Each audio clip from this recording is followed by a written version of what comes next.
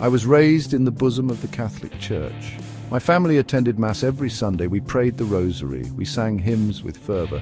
Christianity was more than a religion to us. It was an intrinsic part of our identity. Yet, as I grew older, I began to question the faith I'd so readily embraced. The seeds of doubt, once sown, grew into a tangled forest of disillusionment. I grappled with the hypocrisy, the violence sanctioned in the name of God, and the Church's role in perpetuating systems of oppression. My journey out of Christianity was a slow and painful one, marked by a deep sense of betrayal and a yearning for something truer, something untainted by the blood and tears of history. The arrival of Christianity in Africa is a story often painted in hues of benevolence and progress. However, this narrative obscures a much darker truth. The history of Christianity on the African continent is deeply intertwined with colonialism, slavery, and cultural erasure.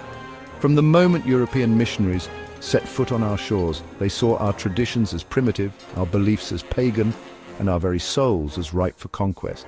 This paternalistic view fueled a campaign of spiritual imperialism that continues to have profound implications for African societies today.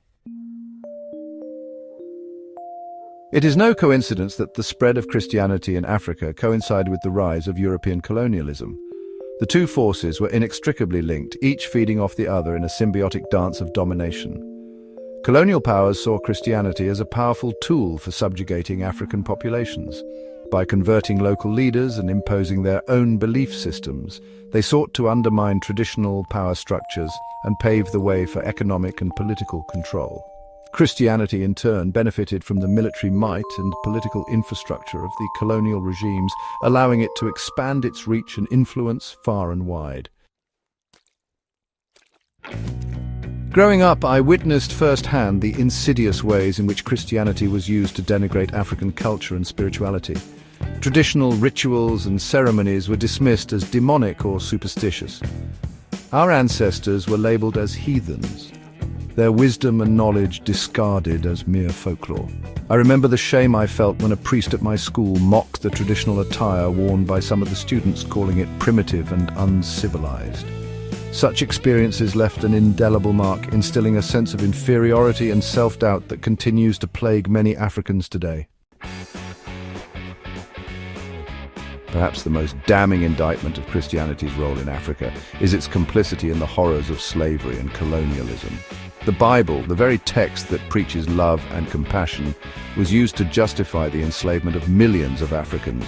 Slave owners used scripture to argue that Africans were inferior beings, destined by God to serve their white masters.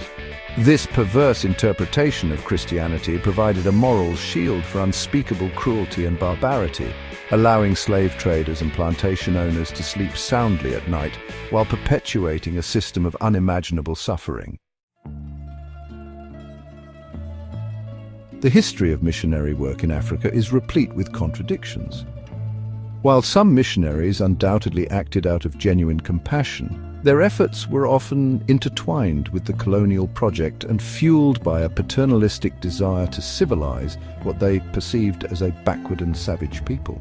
Mission schools, while providing education, also served as instruments of cultural assimilation, stripping African children of their language, traditions, and beliefs.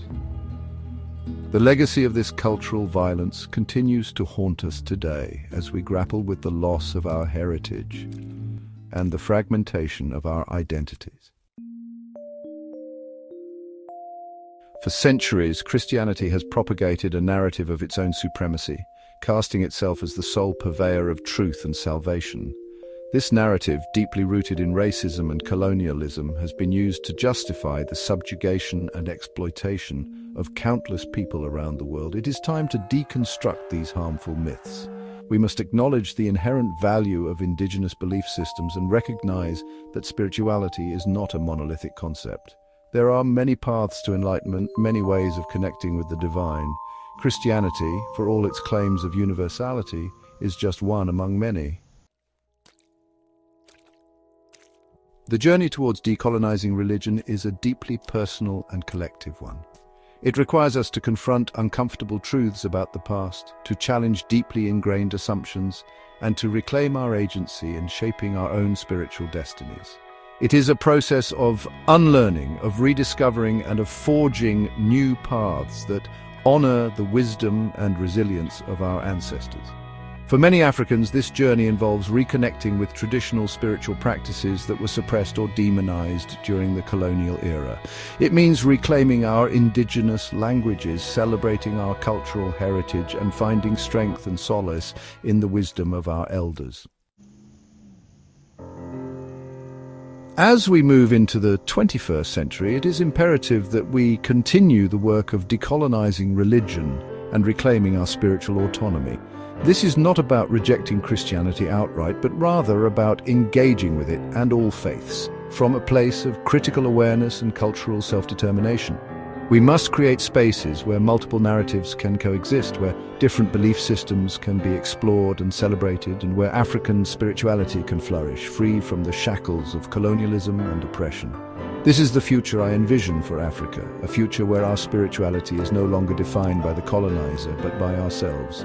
A future where our faith is a source of strength and liberation, not a tool of oppression. A future where our children can embrace their cultural heritage with pride, knowing that their ancestors walk beside them, guiding them towards a brighter tomorrow. As we reflect on the journey towards reclaiming African spirituality, it is crucial to understand the broader historical context of Christianity's past. Christianity, like many other religions, has a history marred by violence and intolerance.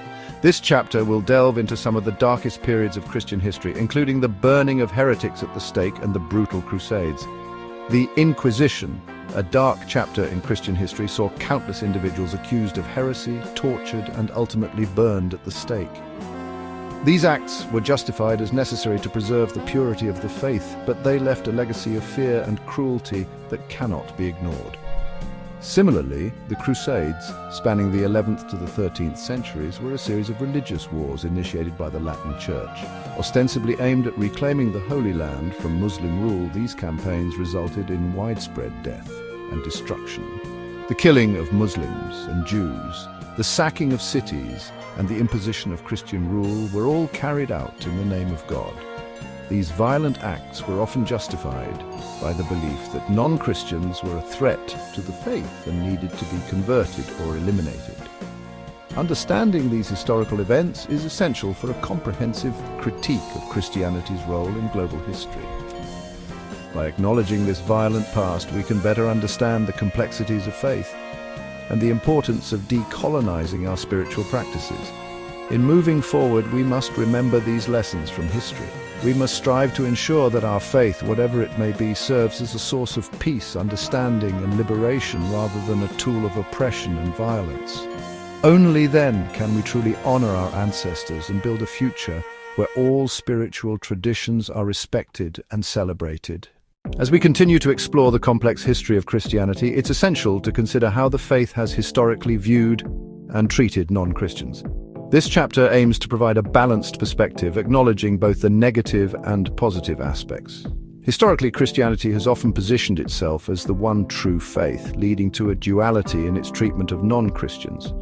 On one hand, we have instances of profound intolerance, where those who did not adhere to Christian beliefs were marginalized, persecuted, or even killed. The Crusades, Inquisitions, and forced conversions during colonial times are stark reminders of this dark side. However, there are also instances where Christianity has acted as a unifying force, promoting peace, understanding, and coexistence. Missionaries, despite their controversial roles, have occasionally facilitated cultural exchanges and provided humanitarian aid. Figures like St. Francis of Assisi, who engaged in interfaith dialogues, show that the potential for mutual respect and understanding has always existed within the faith. In modern times, many Christian communities have made significant strides towards inclusivity, advocating for human rights and interfaith harmony. The Second Vatican Council, for example, marked a significant shift in the Catholic Church's stance towards other religions, promoting respect and dialogue. Understanding this duality is crucial as we navigate our spiritual journeys. By acknowledging both the positive and negative aspects of Christianity's historical stance on non-Christians, we can strive for a more inclusive and compassionate future. We must learn from the past, ensuring that our faith traditions uplift rather than oppress, and that they foster unity rather than division. In our quest to decolonize faith and identity, it's vital to embrace a spirit of openness and respect for all spiritual traditions. Only then can we create a world where diverse beliefs are celebrated and where spirituality serves as a bridge rather than a barrier.